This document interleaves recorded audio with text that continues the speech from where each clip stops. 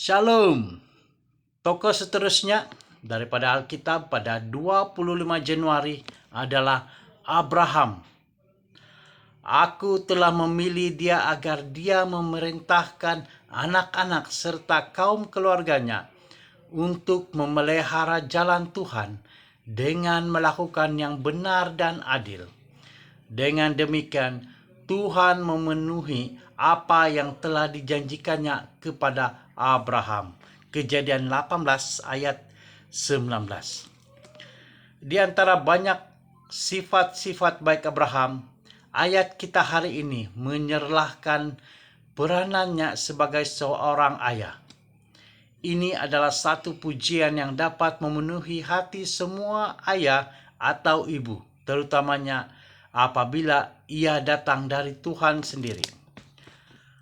Tuhan tahu bahwa Abraham akan memerintahkan anak-anak serta kaum keluarganya.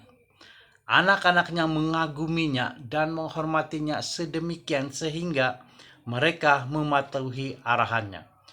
Demonstrasi utama keberkesanan Abraham sebagai seorang pemimpin dan ayah adalah ketika dia diperintahkan untuk mengorbankan anaknya sendiri, yaitu Ishak. Pada masa mudanya yang kuat, Ishak dapat dengan mudah melarikan diri daripada ayahnya.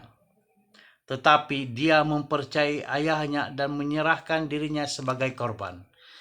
Ishak benar-benar telah belajar dari ketaatan ayahnya sendiri terhadap perintah Tuhan.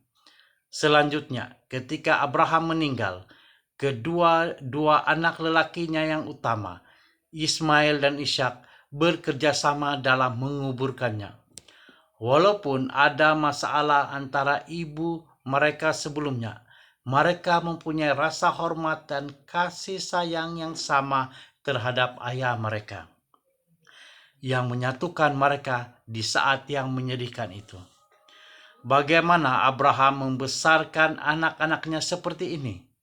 Dengan menjadi contoh orang yang beriman dalam kehidupan sehariannya. Kitab suci menggambarkan dia sebagai orang yang menyembah Tuhan yang benar kemanapun dia pergi.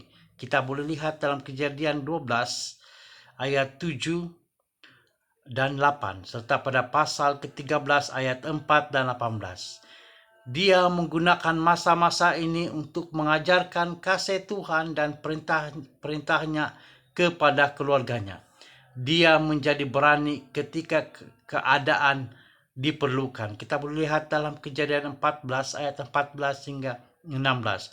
Pintar ketika seorang berusaha untuk memanipulasikannya.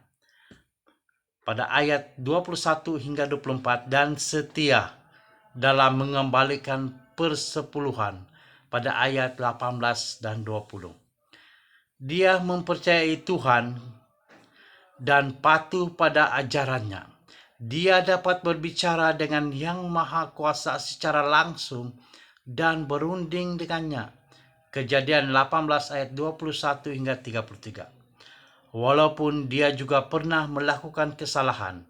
Kita boleh lihat dalam Kejadian 12 ayat 1 hingga 20. 16 ayat 1 hingga 4, 20 ayat 1 hingga 13. Kesetiaannya kepada Tuhan tetap ada pada sepanjang hidupnya.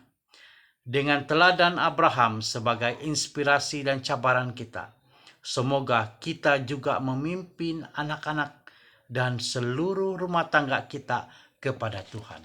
Amin. Tuhan memberkati.